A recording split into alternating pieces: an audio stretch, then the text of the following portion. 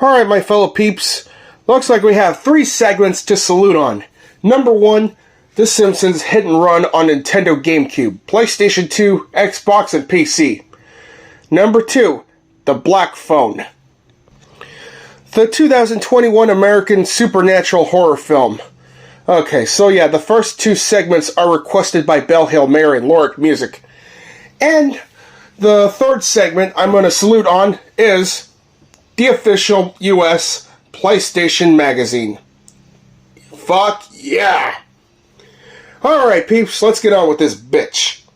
Or get on with those bitches.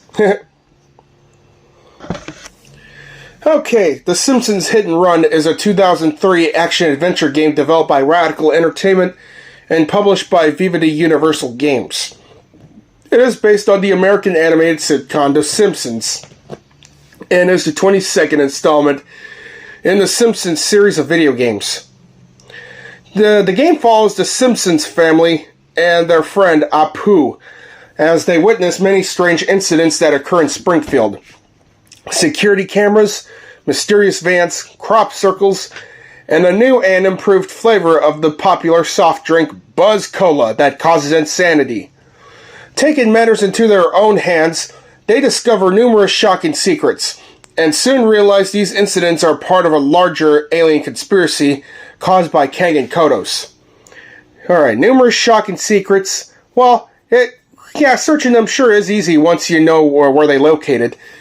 But comparing it with secrets in Grand Theft Auto San Andreas, yeah, it's a lot easier.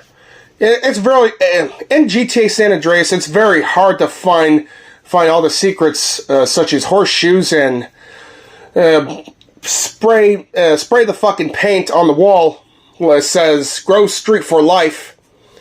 Yeah, it sure is hard if you don't go on YouTube and search the walkthroughs of them. Okay, the gameplay largely focuses on exploration and missions. Players often race enemies and interact with supporting characters on timed quests. The game also features many elements found in role-playing games such as explorable worlds and side tasks. Development of The Simpsons Hit and Run began in late 2001. What the fuck? What the fuck? As a spiritual successor to Radical Entertainment's previous game, The Simpsons Road Rage. Yep, the very first game ever released on PlayStation 2, GameCube, Xbox, and the fucking Game Boy Advance. Production was extensive, as the team sought to differentiate the game from Road Rage, deeming that their new entry in the franchise required a different direction. The game was heavily inspired by the Grand Theft Auto series, and the development of team repurposed the open world design and nuanced character development for the game. Well, yeah, this game was released September. It was ported to PC 2 months later. Hell, upon release it received positive reviews from video game critics, with praise particularly focused on the interpretation of The Simpsons television series as a video game, its paradoxical take on Grand Theft Auto 3 and graphics, while criticism mostly surrounded some aspects of the gameplay. Hell, it received the award of Fave Video Game at 2004 Nickelodeon's Australian Kids' Choice Awards. On the GameCube, PlayStation 2, and Xbox, it earned Player's Choice, Greatest Hits, and Platinum Hits respectively. What I say, the soundtrack is cool, and also, yeah, especially Bart's soundtrack really kicked so much ass. Yeah, the controls are fucking... they work as well as it could. Even though the later missions are fucking hard to complete the first time. And also, the voice acting is just as real as it could get, as much as the fucking series. What an awesome game. The best action-adventure game I've ever played.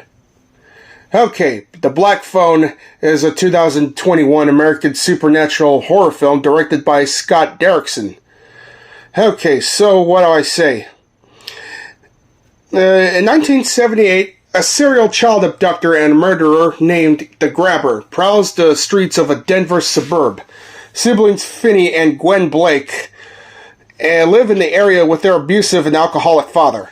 At school, Finney is frequently bullied and harassed. He has a friendship with a classmate, Robin, who fends off the bullies. A boy that Finley knew, Bruce, is abducted by the grabber. When Gwen, who has psychic dreams much like her late mother, and dreams of Bruce's kidnapping. Detectives Wright and Miller interview Gwen at school, believing that she has inside knowledge. She refuses to help, but is still punished by the sibling's father for speaking with the detectives. Shortly after, the grabber abducts Robin. Well, holy shit. Yeah, I'm just going to skip on a few paragraphs in the Wikipedia page for time, because I don't want to spoil it anyways. Okay, Wright and Miller speak up to an eccentric man called Max, who is staying in the area with his brother. It is revealed that Finney is in a clueless Max's basement, and the grabber is his brother. Aw, shit! Did I just spoil that all fucking ready? Finney speaks to another victim, Griffin, on the phone.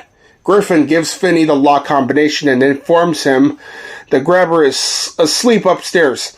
Finney sneaks upstairs and unlocks the door, but the grabber's dog alerts him of the escape. Finney is quickly recaptured. Aw, damn. Finney hears from another victim, a delinquent called Vance, whom Finney was scared of. Following Vance's instructions, Finney breaks a hole in the wall and enters the back of the freezer in the adjacent storage room. But the freezer door is locked tight. Well, damn it. Finney hits his breaking point and begins to cry like a bitch. The phone rings one more time. Robin comforts Finney and encourages him to stand up and fight for himself.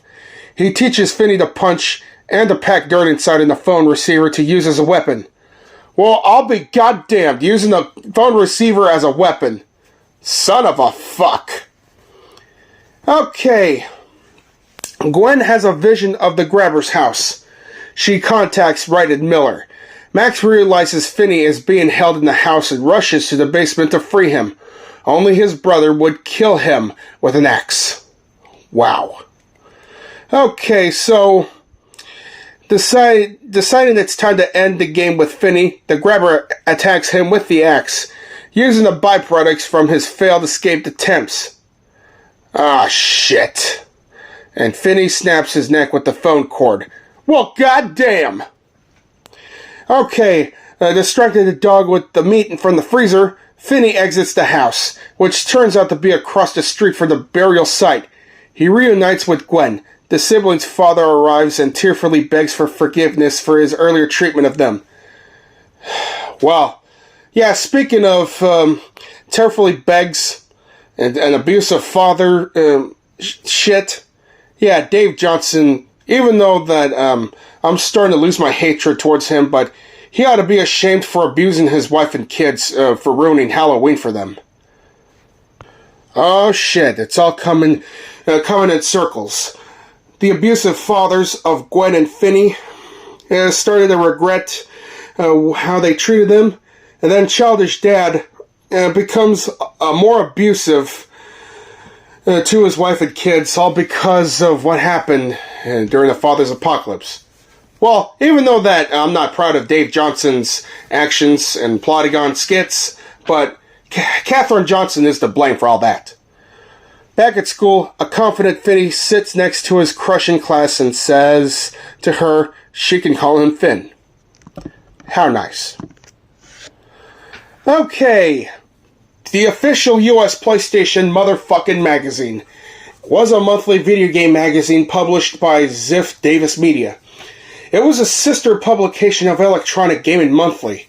The magazine focused exclusively on PlayStation hardware, software, and culture, covering the original PlayStation, PlayStation 2, 3, and Portable. Each issue included a disc that contained playable demos and videos of PlayStation games. The magazine had a nearly 10-year run. The first issue, cover dated October 1997, with Parappa the Rapper, Intelligent Cube, Tomb Raider 1, but the unplayable version, Ace Combat 2, Fighting Force Number 1, and NFL Game Day 1998, the video trailer. while the final issue was cover dated January 2007 with Arthur, no, not that Arthur from Mark Brown, the other Arthur, and Flushed Away, and so on. Okay, so what do I see here? I just want to focus on the disc before going on the magazines. So what do I see? Okay, so in the PlayStation 1 territory of it, you just see the video game demos and video game trailers. Yeah, even the exclusive demos and video trailers that were never mentioned in the interactive CD sampler disc or PlayStation Underground or Underground Jam Pack issues. So, yeah, in the PlayStation 2 territory, you see the same shit that the PlayStation Underground CD magazine used to have. Okay, the OPM was the first gaming magazine to include a disc that featured playable demos. Yeah, I did say that. Beginning with issue 1, each magazine came with a disc containing playable PlayStation game demos and non-playable video footage. Yeah, I've said that too.